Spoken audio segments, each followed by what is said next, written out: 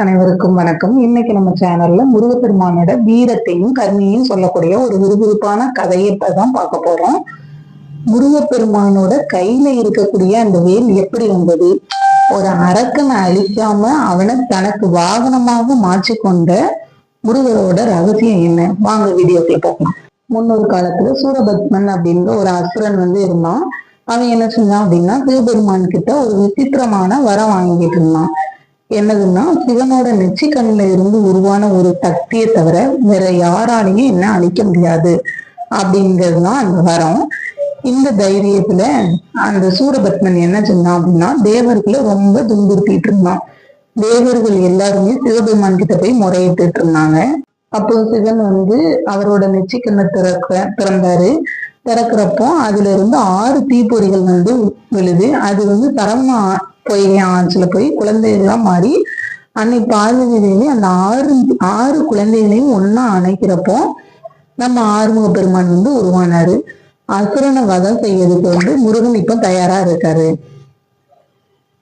போருக்கு போறதுக்கு முன்னாடி அன்னை பார்வதி தேவி தன்னோட மகனுக்கு ஒரு அபூர்வமான ஒரு ஆயுதத்தை கொடுக்காங்க. அதுதான் என்னன்னா சக்திவேல். தன்னோட மகனோட அறிவாகவும் வீரமாகவும் அந்த வேல் இருக்கும்னு ஆசீர்வதிச்சிட்டு இருக்காங்க. ஒரு குட்டி இன்ஃபர்மேஷன் என்ன அப்படின்னா, இப்ப கூட நாகப்பட்டினம் பக்கத்துல இருக்க சிக்கல் கோயில்ல முருகர் வேல் வாங்கும் போது அவரோட முகம் முழுக்க வேர்க்கக்கூடிய காட்சி இன்னைக்கும் மக்கள்ல அதை நேர்ல பார்த்துட்டு வர்றாங்க.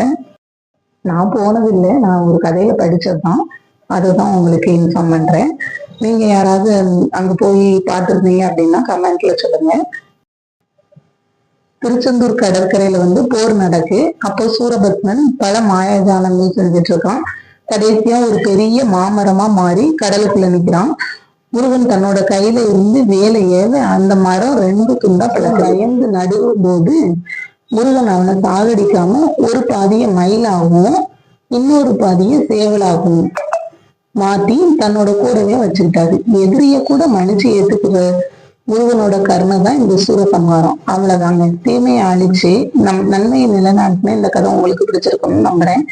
இந்த வீடியோ உங்களுக்கு பிடிச்சிருந்தா லைக் பண்ணுங்க, உங்க ஃப்ரெண்ட்ஸ்க்கு ஷேர் பண்ணுங்க, நம்ம சேனலுக்கு மறக்காம சப்ஸ்கிரைப் பண்ணிடுங்க.